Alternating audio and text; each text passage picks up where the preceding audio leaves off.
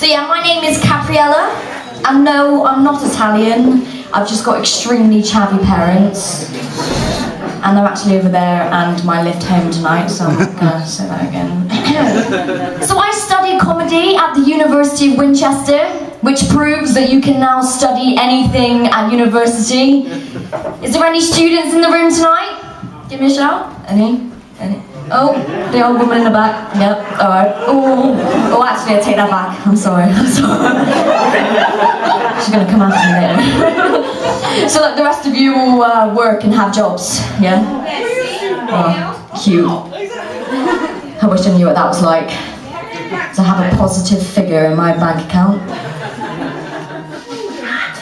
So since I've started university, I figured out that my life now consists of the same things, which is 9 AM lectures and having to start a new essay every week and mixing together vodka, whiskey and bleach to create the cocktail crippling depression. I'm only joking. I haven't started any of my essays yet. So I was in a lecture last week and my lecturer pulled me aside and she asked me if I was dyslexic. And if I'm not dyslexic, I should really think about getting myself tested. And I think, okay, yeah, I probably should. But I'm a bit scared. Because what if I get myself tested for dyslexia and I don't have it? That just means I'm a fucking idiot. And that would be really depressing, actually. You know what, I should stop making jokes about depression, because it's not funny. People shouldn't make jokes about depression. In the same way, I think you shouldn't make jokes about God. I think God and depression are actually very similar. They're both not real.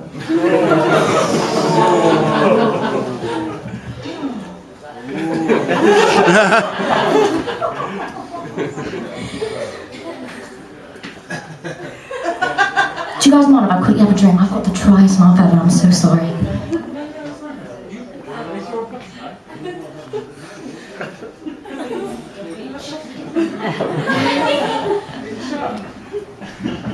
So after about a month of being at university, I started in September, I thought I'd come back to Bristol and see a few friends. And while I was at home, I thought I'd go see my nan. And I was a bit scared because my nan is a very old-fashioned woman and I got my septum pierced a few days before I came home. And like I said, she's very old-fashioned, like she's a little bit sexist, and she's a little bit racist. But I'm not surprised, I've never met anyone over the age of 80 who isn't. And I walked into her house and I lifted up my head and she said, "Oh, fucking hell." Because yeah, my nan does sound like that. "Fucking disgusting. What is that in your face? Capriella, you're not even going to be able to blow your own nose." And I was like, "Nan, you can't even wipe your own ass."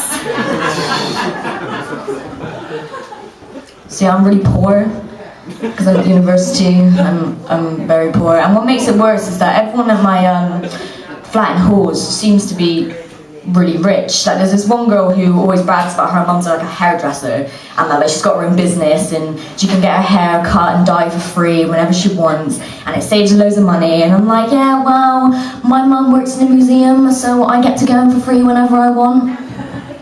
But it's a museum, so does everyone else. So yeah, I'm really poor. I'm so poor that I currently can't actually afford to pay back the £2 I owe to my university library. And that's not a joke. They're gonna break my legs. All I wanted to do was take out some fiction books, like some Jane Eyre, some Harry Potter, the Bible. So yeah, I live off about £50 a week. It doesn't seem like a lot. It's alright because at least I'm earning more than Peter Kay will be on his tour next year.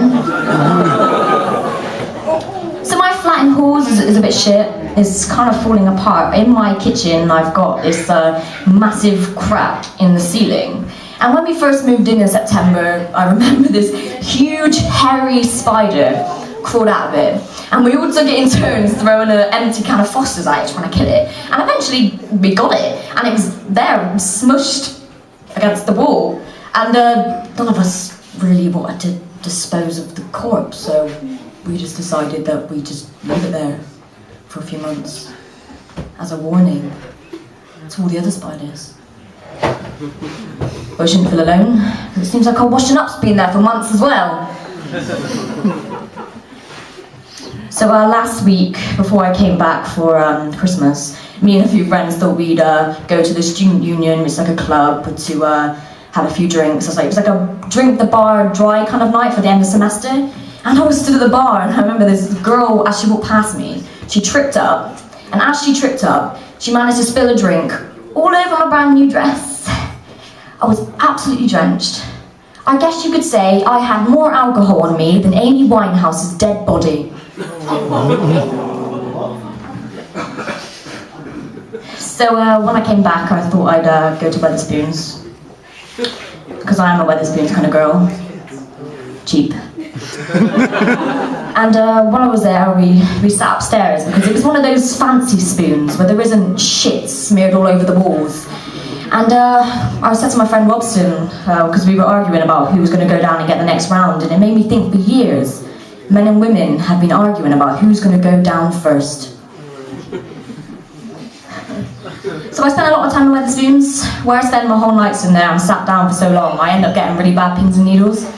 I guess you could say I had more pins and needles in me than Amy Winehouse's dead body.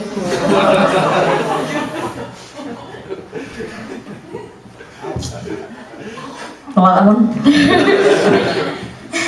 So yeah, I came back on Friday, and when I came home, I remember I walked into my conservatory and I saw my beloved family cat. After not being home for months, I saw my beloved family cat, lifeless and stiff, on the floor. So I walked into my house and I said to my dad, I was like, Dad, Chairman Meow isn't moving. And he was like, yeah, cats. Chairman Meow died last month. And we thought we'd just leave him there as a warning to all the other cats. But to be fair, I haven't seen any cats around the conservatory since, so it's a win-win, really. So I just got out of an abusive relationship. It was really difficult. And I think if you guys were in my position, you would have punched him as well because he was fucking annoying. I think at my age, all I need to be happy is some family, some friends, and a little bit of ketamine. So it's Christmas tomorrow. Is everyone just excited? No, I decided then. Yeah? Ho, ho, ho. But that's enough about Sarah Slater. I've always wanted to know what Christmas was like in other people's houses. Like, what's everyone's Christmas dinners like? Because everyone has a traditional turkey. Some people might have a bit of beef. But not in my house. No. This year, we're having lasagna. And not any lasagna. A vegan lasagna.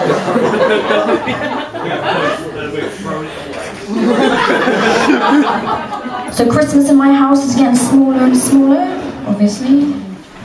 So my parents are pretty grateful that I'm coming around this year. So they said I could choose any seat I wanted. So obviously I chose under the tree. Because I'm a gift! So yeah, a vegan lasagna.